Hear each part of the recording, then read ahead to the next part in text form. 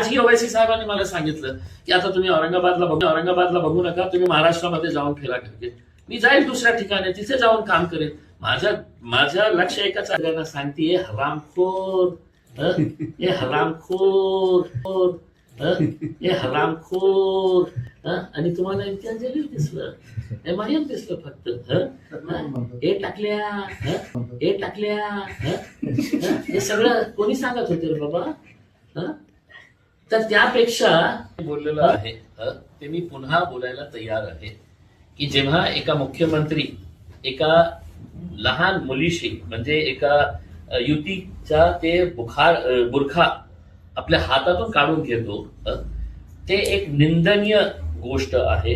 त्याची खूप जोरात निंदा व्हायला पाहिजे होती किंवा त्यांच्यावर ऍक्शन व्हायला पाहिजे होतं. मुख्यमंत्री असेल पण न्याय सगळ्यांसाठी आहे, कानून सगळ्यांसाठी आहे. त्याच्यानंतर उत्तर प्रदेशचा एक मंत्री हे म्हणतो कि इतका बड़ा बवाल करने का क्या है करके. अगर वो उनका हाथ इधर उधर चले जाता था तो क्या करते थे?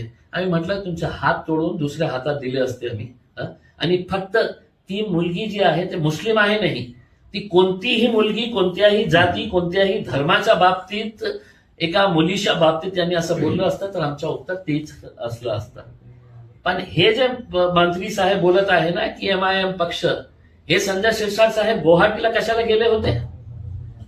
ते कामाक्षी देवी मंदिराच्या पाया पडण्यासाठी, मंदिरामध्ये पूजा करण्यासाठी गेले होते की हो साहेब, ज्या पक्षाने मला इतकं मोठं केला त्याच्याशी मी प्रामाणिक राहणार आहे. खोकेमध्ये विकणारे लोक माझ्यावर बोट दाखवणार. आता मी बोलायला सुरुवात केली की खोके कुठून किती घेतले होते, कसे घेतलेले आहे, गोरगरीब SC समाजाची जमीन कशा आपल्या मुलाच्या नावावर बळकावून ठेवलेले आहे, MIDC जमीन कशा आपल्या पदाचा दुरुपयोग करून तुम्ही आपल्या खिशात टाकलेली आहे. आणि पुन्हा जेव्हा निवडणूक आली तर आपल्या कार्यकर्त्यांना सांगितलं की नाही, माझ्या मुलीला तिकीट द्यायचं आहे, माझ्या मुलाला तिकीट द्यायची आहे. त्यांच्या कार्यकर्त्यांना सांगतो की आता गोळ्या खेळा तुम्ही आणि त्यांच्या घराच्या समोर जाऊन जिंदाबाद जिंदाबाद जिंदाबादच्या नारे लावा तुम्ही अजून पुन्हा 5 वर्षासाठी. सर, आज शहरात जे आहे तर आरएसी पॅनल निर्माण होत आहे काही बंडखोर उमेदवारांकडून, आणि विशेष म्हणजे त्याचा जो परिणाम आहे तो पूर्ण महाराष्ट्रभर MIMच्या पाठीवर होता. 16 तारखेला तुम्ही मला हे प्रश्न विचारा, जेव्हा निकाल येईल 16 तारखेला तुम्हाला कळेल की ओवैसी साहेबांचा एकच पक्ष आहे, एकच पॅनल आहे आणि ते पक्ष म्हणजे MIM आणि पॅनल ही MIMचं जे आहे ते पॅनल आहे. आता कोणी काय करत आहे मला माहित नाही आहे, पण जे लोकांनी बंडखोरी करून आपल्या पॅनल उभे केलेला आहे, मला पूर्ण विश्वास आहे तेही मजलिसचे कट्टर समर्थक आहे, होते आणि राहणार. त्यांची समजूत काढणार नक्की. काय आहे की मी काय म्हटलेलं आहे की इम्तियाज जलील महत्व नाही आहे साहेब. पक्ष मोठा असतं, इम्तियाज जलील सारखं लोक येणार जाणार ते महत्व नाही आहे. पण ओवैसी साहेबांचं एक जे स्वप्न होतं आणि देशाला पण दाखवून दिलं होतं की हे शहर आहे की जिथे MIMने आपल्या लोकांनी एक आमदार निवडून दिलं, त्याच्यानंतर एक खासदार निवडून दिलेला आहे.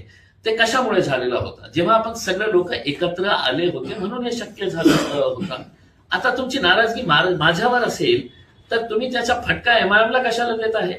तुम्ही हे म्हणत आहे ना की MIM जे आहे आम्ही MIMशी आहे पण इम्तियाज जलीलची नाही.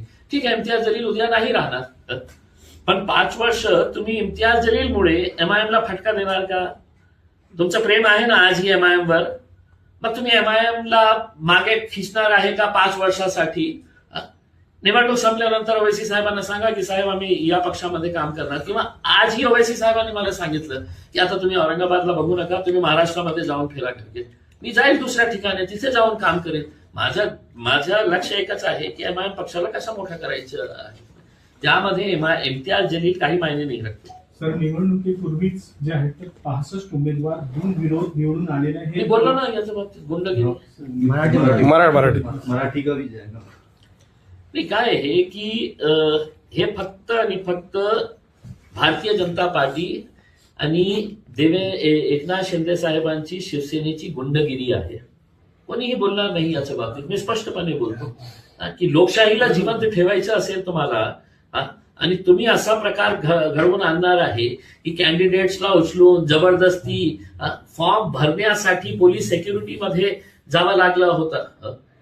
इतकं तुम्ही आपल्या प्रशासनाचा, आपल्या ऍडमिनिस्ट्रेशनचा, पोलिसांचा दुरुपयोग करणार आहे, गुंडगिरी करणार आहे की तुम्ही कॅन्डिडेट्सवर दबाव टाकून फॉर्म परत घे, अशा प्रकारचे कृत्य करणार आहे, तर लोकशाही जिवंत राहणार आहे का? तुम्ही आज कशाला 65 सीटच्या बाबतीत बोलतो की 65 सीट जे आहे ते अनअपोज त्यांनी जिंकलेले आहे. इलेक्शन लढायचंच कशाला? तुमची गुंडागर्दी सुरू आहे ना, तर त्या गुंडागर्दीप्रमाणे इलेक्शन लढूच नका तुम्ही. काही कारण नाही आहे. तुम्ही सांगून द्या, सगळे जे उमेदवार आहेत त्यांना उचलून एका पोलीस स्टेशनमध्ये बंद ठेवा आणि त्यांचा फॉर्म बाहेर काढून घ्या. तुम्ही आरओवर कसा प्रेशर टाकत आहे, इलेक्शन कमिशनवर कसा प्रेशर टाकत आहे, हे सगळं लोक बघत आहे. आणि म्हणजे हे काही असू द्या, लोकशाहीला खूप घातक होणार आहे. हे गुंडगिरी सुरू आहे. आपल्याला असं वाटत नाही की संविधानाचा अनादर होतोय आणि जे सीट्स निवडून आलेले त्या लोकांचा मतदानाचा हक हिरावून घेतलेला आहे? काय संविधान म्हणजे त्यांना फक्त भाषणापुरती राहिलेला एक शब्द आहे की संविधान आपल्याला वाचवायचं आहे. या लोकांना काही देणं घेणं नाही आहे. संविधान, नियम, रूल्स, ऍक्ट, इलेक्शन कमिशन सगळ्यांना त्यांनी खिशात टाकलेले आहे आणि त्यांच्याकडे इतकं पैसे आलेले आहे, ते पैशाच्या जोरावर कोणालाही विकत घेण्याची ताकद त्यांच्या मध्ये आलेली आहे. तुम्ही पैसे घ्या आणि गप बसा. नाही पैसे घेत असेल तर आम्ही दादागिरी करू, आम्ही प्रशासनाचा, पोलिसांचा हे प्रेशर आणू तुमच्यावर. हे सगळं कृत्य करून हे सगळं लोकशाहीला संपवण्याचा घाट आहे, मला असं वाटतं. पुण्यात राष्ट्रवादीने 2 कुख्यात गुंड्यांना तिकीट दिलेलं आहे, बी फॉर्म सुद्धा दिलेला आहे. आणि गुंडांना दिलं तर काय म्हणजे बोलण्याचा अर्थ काय तुम्हाला?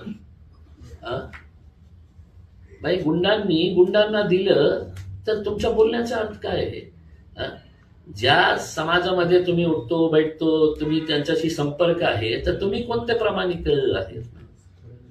सर, मागील 3 ते 4 दिवसापासून तुमच्या पक्षाचे वादविवाद सुरू आहेत. त्याचा जो परिणाम आहे तो येणाऱ्या निवडणुकीचा रिझल्ट माझ्या पक्षात आहे.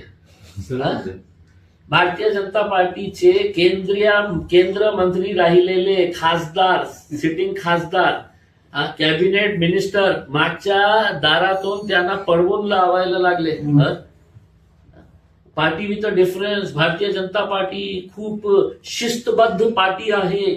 पार्टीचा जे आदेश आला तर सगळ्यांना त्यांना मानावं लागतं. एक बाई गाडीच्या समोर उभी राहून मंत्र्यांना सांगते हरामखोर, हे हरामखोर. आणि तुम्हाला इम्तियाज जलील दिसलं, MIM दिसलं फक्त. हे टाकल्या, हे सगळं कोणी सांगत होते रे बाबा? तर त्यापेक्षा आमच्याकडे काय झालं, एका ऑफिसमध्ये काही 5, 25, 50 लोक जमा झाले, आमची फोटो जाळली. तर त्याप्रमाणे आमचं काही नाही ना, इम्तियाज अली घरीमध्ये बसलेला आहे. काही नाही. इतकं राजनीतीमध्ये होतं, ऑपोजिशन होतं, म्हणजे त्याच्यामध्ये काही दुमत नाही आणि सगळ्यात पक्षामध्ये होतो. पण अशी वेळ तर नाही आली ना, ज्या प्रकारे भारतीय जनता पार्टीच्या मंत्र्यांना गाडीमध्ये गाड्याला काले फासले. ते मंत्री बाहेर आलं असतं तर त्याच्या तोंडावर ही काळ्या फासले असते. ते गप बसलेले होते. मंत्र्यांचा हे हाल झालेला आहे. तर आमच्या बाबतीत तर तुम्ही सोडून द्या, आमचे सगळे लोक येणार आहेत परत आमच्याकडे. सर, आरोप प्रत्यारोप जे आहेत आतापर्यंत ते सही आहे, ते विषय बाजूला. आता पुढची रणनीती काय तुमच्या, जी नवीन युवा पिढी तुम्ही तयार केली त्यांच्यासाठी काय मार्गदर्शन करणार आणि तुमची पुढची खूप पूर्ण ताकदीने आम्ही पूर्ण महाराष्ट्राभर इलेक्शन लढणार आहे आणि आम्हाला पूर्ण विश्वास आहे. ज्या प्रकारे MIM पक्षाने नगर परिषदेमध्ये चांगली कामगिरी बजावली आहे, कधी कोणाला मनात पण आलं नसेल की आमच्या नगराध्यक्षी डायरेक्टली होऊ शकतं. इतके सारे काउन्सिलर्स आम्ही जिंकून आणू शकतो. अनेक ठिकाणी आम्ही जिंकून आणलेलं आहे ना. आता महानगरपालिकेमध्ये तसंही मोठ्या मोठ्या शहरामध्ये MIM खूप ताकदवर आहे. 16 तारखेला तुमच्या प्रश्नाचं उत्तर मिळेल. जेव्हा निकाल येईल तुम्ही परत या आणि सांगा की साहेब इतकं सारे कॉर्पोरेटर्स कशा तुम्ही जिंकून आणलेले आहे? मी नाही, लोक जिंकून देणार आहेत.